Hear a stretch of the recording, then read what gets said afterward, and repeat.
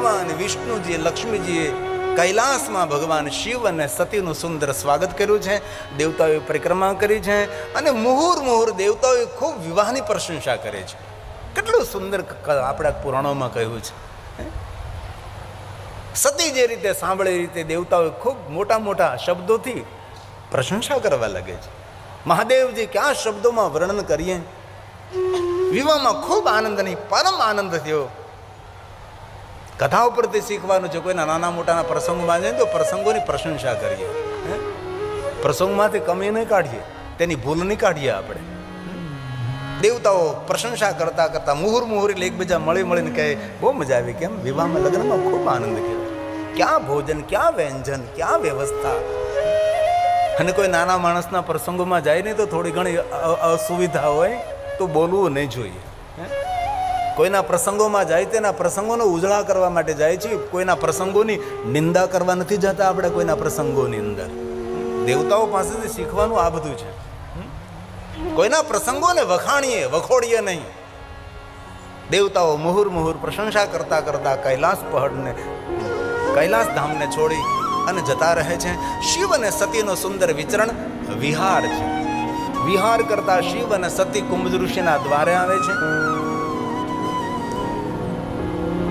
અને કુંભજ ઋષિ સુંદર સ્વાગત કરે છે. અગસ્ત્ય ઋષિ, અને ક્યારેય તમે મહાકાલ જાઓ, ઉજ્જૈન નગરી, શિવપ્રિયા શિવપ્રનદના તટ પર અવંતી નગરી, જેના આનંદનો કોઈ અંત નથી. અવંતી, જ્યાં 84 મહાદેવમાં પહેલું મહાદેવ અગસ્ત્ય મહાદેવ છે. અમારા મનોજપુરીજી ત્યાંના મહંત શરી છે, પુરીનામાં છે.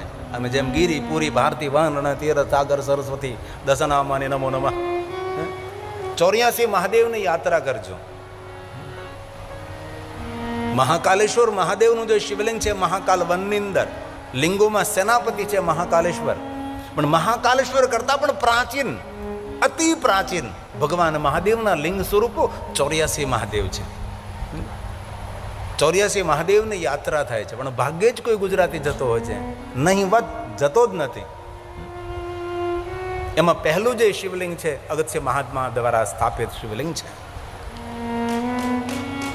ભગવાન શંકરજીએ કહ્યું, કુંભજ ઋષિ, સુંદર મધુર મધુરી વાણી સત્સંગ. ભગવાન રામની થોડી કથા સંભળાવો મને. રામ કથા મુનિ બર્જ બખાની, સોની મહેશ પરમ સુખમાની. એક વાત યાદ રાખવી, જે માણસને ભગવાનની કથામાં, ભગવાનના દર્શનમાં, પૂજામાં, અર્ચનમાં, ભગવાનના નામ સ્મરણમાં જેને આનંદ ન મળે એને દુનિયામાં કોઈ જગ્યાએ આનંદ ન મળે. કારણ કે આનંદનું ઠેકાણું જ ભગવાન છે. આનંદનું ઠેકાણું ભજન છે, સ્મરણ છે, જપ, તપ, સાધના, અનુષ્ઠાન, ઉપાસના, દેવ દર્શન, તીર્થ યાત્રા. થોડું ઘણું ઘર વ્યવહારનું કામ પૂરું થાય એટલે યાત્રા કરવી જોઈએ. ઘરમાં પૂરું થાય છે. ઘણા માણસો ન 12 જ્યોતિર્લિંગની યાત્રા કરે, ન 4 ધામની યાત્રા કરે, ન ગોકુલ મથુરાની યાત્રા કરે, ન દ્વારકા સોમનાથની યાત્રા કરે. એક યાત્રા કરે, અંતિમ યાત્રા. એ તો કરવી પડે છે, મજબૂરી છે. અને તેથી અંતિમ યાત્રાને મંગલમય બનાવ્યું હોય તો જ્યારે જ્યારે સમય મળે ત્યારે યાત્રા કરો. ભારત દેશના 4 ધામની યાત્રા કરી, હિમાલય પહાડના 4 ધામની યાત્રા કરીએ આપણે. બદ્રી, કેદાર, ગંગોત્રી, યમનોત્રી, પંચ કેદાર.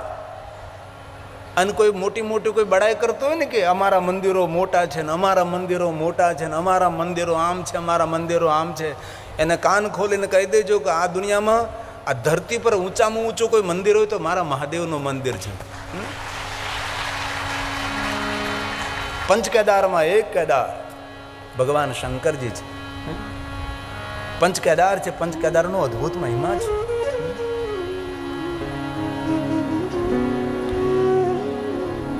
શંકરજીથી ઉપરી કોઈ મંદિર ન હોય તો કોઈ દેવાલય, કોઈ શિવાલય ન હોઈ શકે.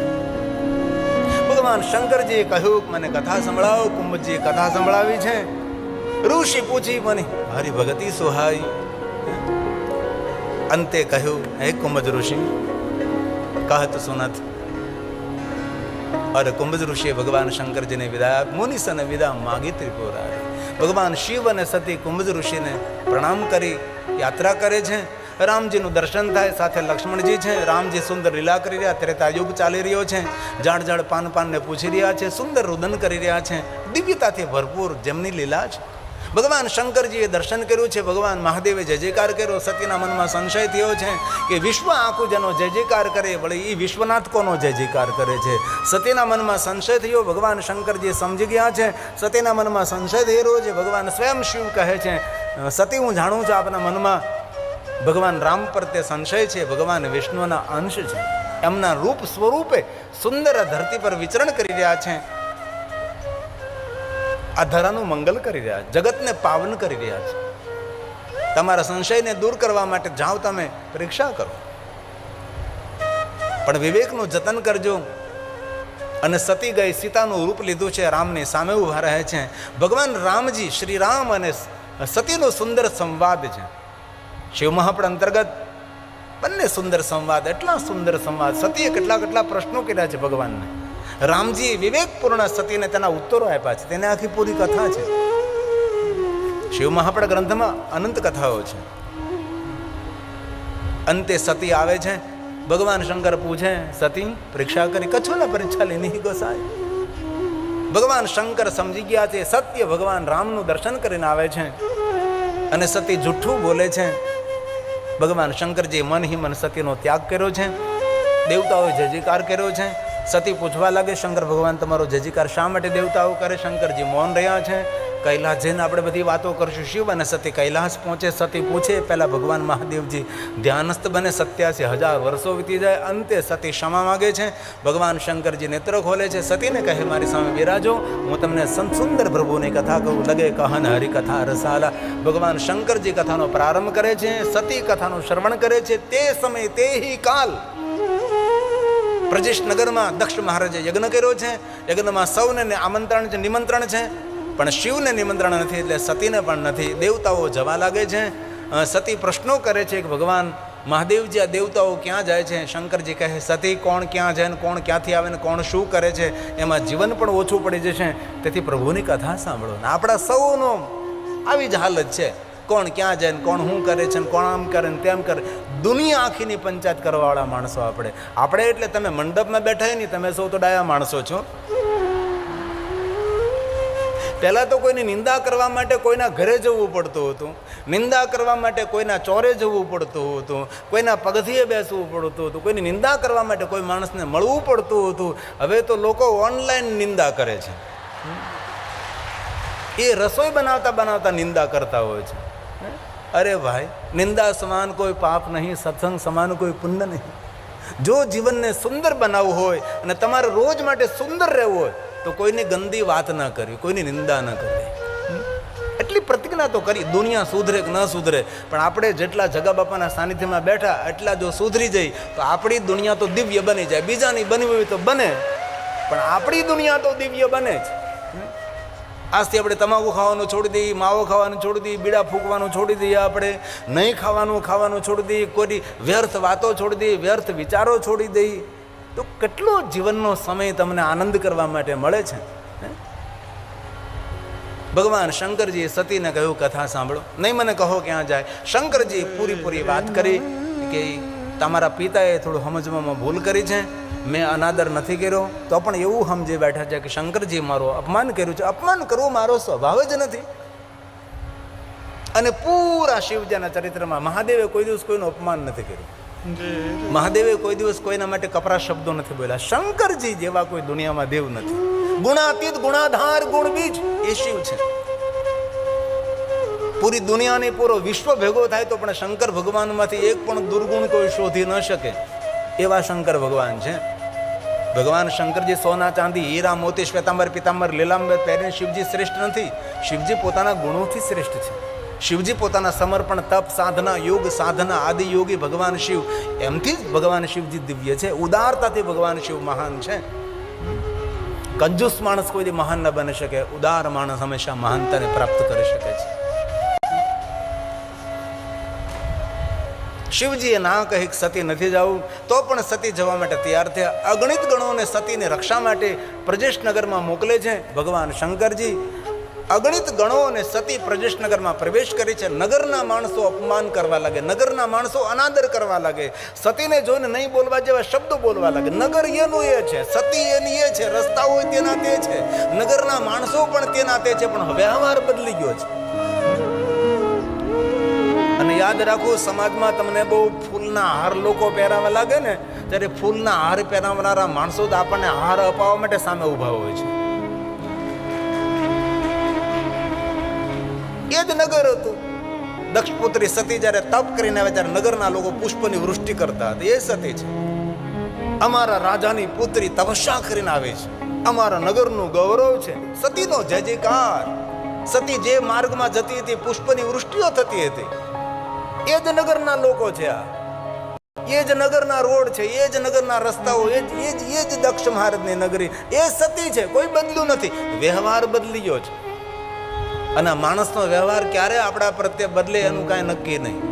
એટલે દુનિયાની વાહ સામે બહુ જોવું નહીં, અને કોઈ આપણા માટે ગંદા શબ્દો બોલે તો પણ જોવું. પણ એક વાત મહામંત્રની જેમ યાદ રાખજો, ક્યારે આપણી નિંદા કોઈ કરે, આપણા માટે ક્યારે ગંદા શબ્દો બોલે, તો આપણા માટે ગંદા શબ્દો નથી બોલતો, એ આપણા માટે નિંદા નથી કરતો, એના બાપ દાદાની ઓળખાણ આપે છે કે અમારા બાપ દાદાએ આવા સંસ્કાર અમને આપ્યા છે. બધા જ આવી રીતે બોલવાના સંસ્કારો અમને આપ્યા છે.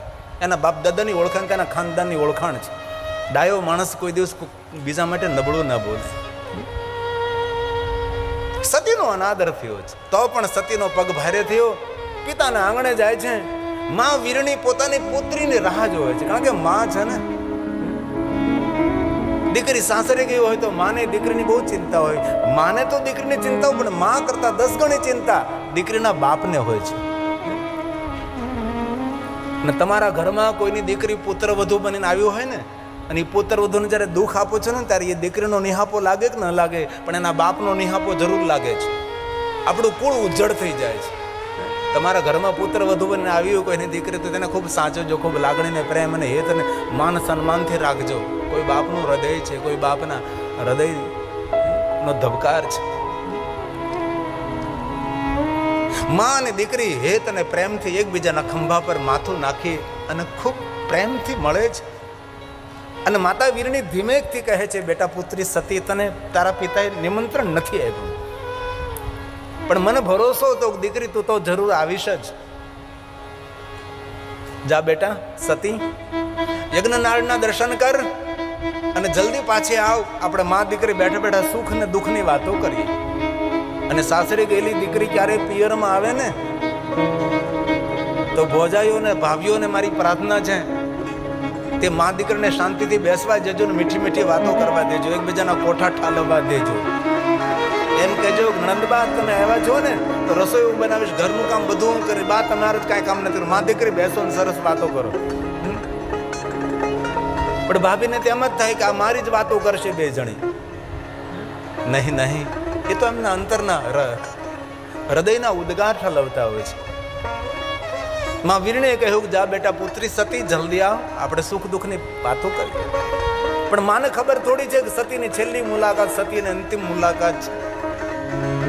સતી યજ્ઞનાળના દર્શન કરવા જાય છે, જીવનભર પાછા નથી ફરવાના. એ માં વીરણીને ખબર નથી, એમ આપણને પણ ખબર નથી કે આપણા જીવન માર્ગમાં જે માણસ મળે છે, બીજી વાર મળવાનો નહીં મળવાનો શું ખબર. તેથી જીવન માર્ગમાં જે મળે તેની સાથે સારો વ્યવહાર કરો, મધુર વ્યવહાર કરો, માન સન્માન સાથેનો વ્યવહાર કરો.